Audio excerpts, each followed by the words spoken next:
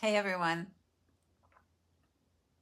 Today I want to tell you a story about a printer. Well, it's not really about the printer. The printer is actually a vehicle for this story. It's a story about what happened inside of me while I was trying to get a printer to work. I think we've all had that experience of something similar, that moment where the physical or mental worlds where we feel like they're closing in, like the pressure starts to rise and your livelihood or life starts to feel like it's on the line, even though it probably isn't. So for the last 48 hours, I was trapped in what felt like a technology nightmare. My business printer wasn't connecting to my router via Wi-Fi. So here's what happened. I walked into my office, I hit print, and no thing happened. This printer has worked beautifully for years. I love my printer, actually. I hadn't bought a new printer. I hadn't changed my computer. I hadn't changed my internet service. What I eventually discovered was that my internet provider had updated systems which included my router behind the scenes, and suddenly my printer and this sophisticated router couldn't communicate with each other anymore. Nothing had changed in my office, but everything had changed somewhere where I couldn't see it. I thought it would be one quick phone call, a quick fix, after I tried all of the usual fixes a few times over. Instead, it became 12 hours. Somewhere in there, I went grocery shopping, 8 separate conversations with my internet provider, 2 with Epson, 2 with Apple, thinking they might have a solution. I spent hours working alongside AI, using it as one of several tools to help me organize what I was finding out and how I was thinking through the technical possibilities and probabilities. Everyone had an opinion. Nobody had the solution. At one point, a technician came to my house. I had a scheduled appointment. Finally, I thought, someone who can actually put their hands on this equipment. The tech spent a few minutes working on the router, told me he'd removed a blockage, I think that's what he called it, and assured me everything would be working. So I walked over to the printer and I pressed print. No Wi-Fi anywhere now. It had stopped working on my phone as well. Then he suggested I'd probably need to buy a new printer. That was his solution. And he left.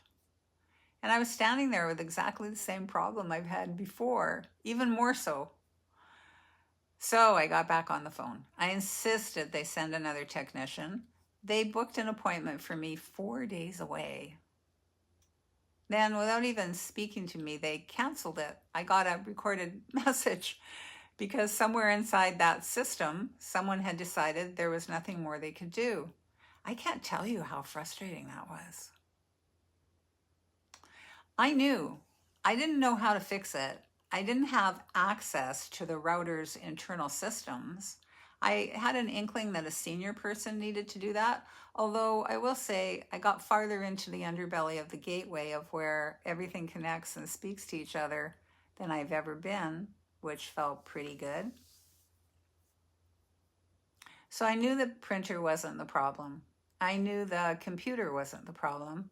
And I knew something inside the router had changed. I didn't know why it changed or how, but I knew something had happened.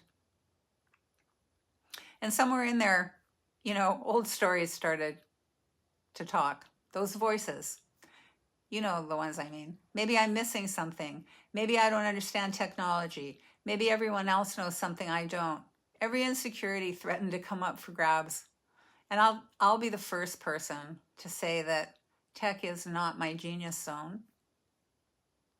And that 13-year-old part of me could easily have been convinced.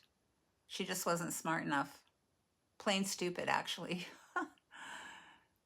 People often ask me what conscious awareness actually looks like in everyday life. I think they imagine sitting quietly on a meditation cushion for 30 minutes or maybe longer, maybe a little less, that might be the request from me. Yesterday looked nothing like that. Yesterday looked like 12 hours of phone calls. It looked like abject frustration. It looked like being brushed off. I was infuriated at times.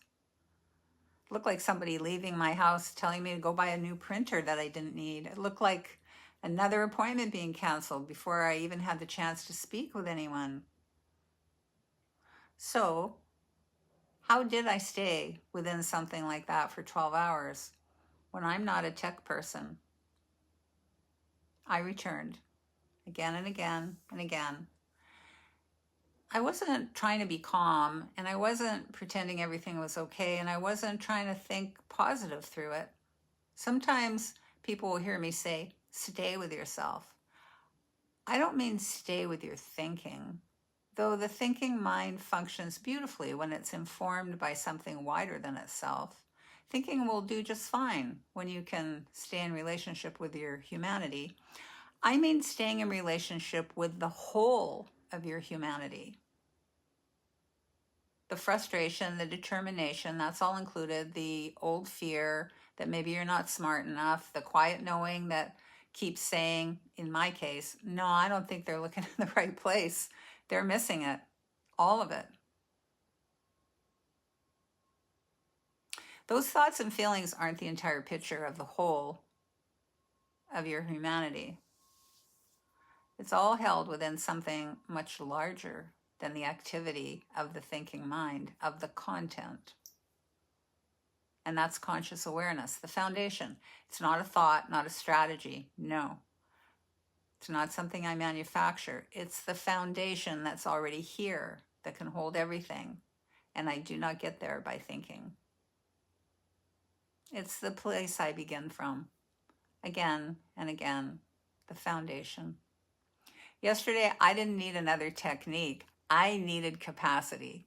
And capacity lives in conscious awareness. Every time I returned, even if it was only for a few seconds, capacity naturally became available again to my thoughts and my feelings.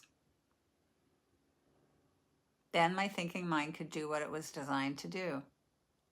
The thinking mind is not the problem.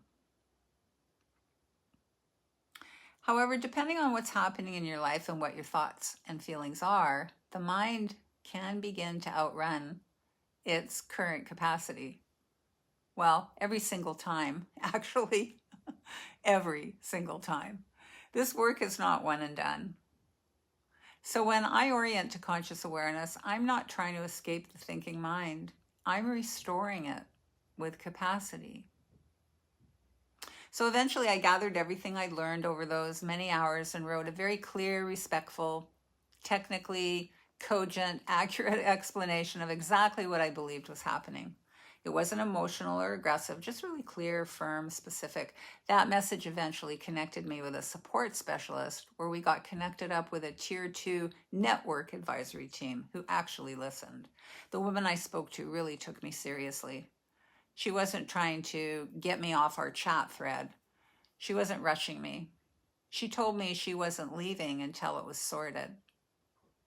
That's where I found out that there was a known problem from an upgrade that had gone on behind the scenes. So within a very short time, she confirmed exactly what I believed all along.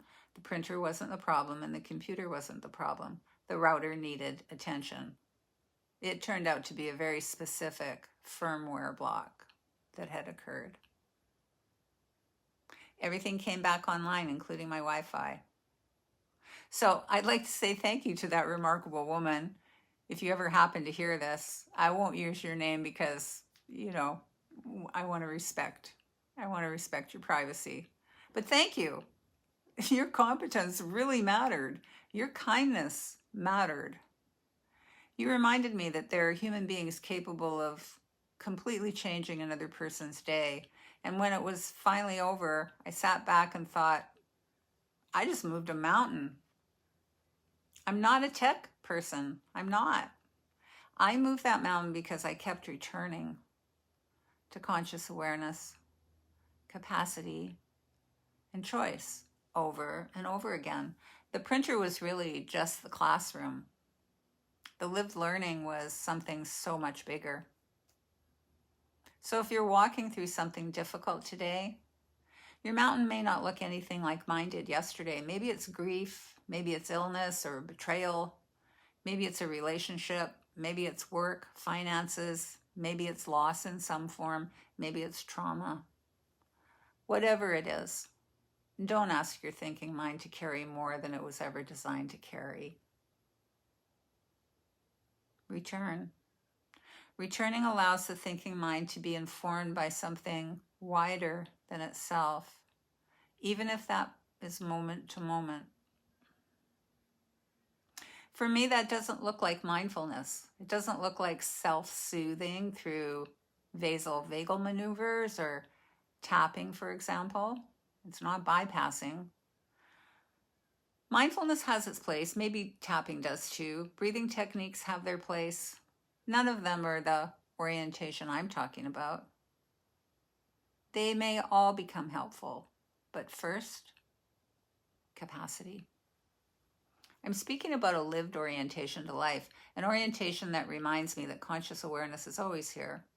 Capacity is always available there, and from that place, the thinking mind can once again do what it does best. The difficulties themselves may not disappear, but every return changes the way we can meet them. It's the return itself. That's the way home. Yesterday, somewhere in the middle of all that frustration that I had the very clear privilege of meeting one of life's angels, a woman who listened, who cared, who took ownership, who stayed until it was sorted. That's one of the beautiful things about this work, if you can actually even call it work. We return to conscious awareness. Capacity becomes available. Our thinking mind can, once again, do what it does best. And every now and then, life meets us with another human being who's willing to stand beside us, to witness, to pay attention, to hear. If you'd like to explore this orientation to life more deeply with me, I would be delighted to welcome you into one of my upcoming workshops where we actually experience this orientation to conscious awareness together, live, in real time. And if you're just beginning, there's a free 7-day email orientation waiting for you. You'll find the links in the description above and in the comment section below this video. Thanks for spending time with me today. I'll see you soon.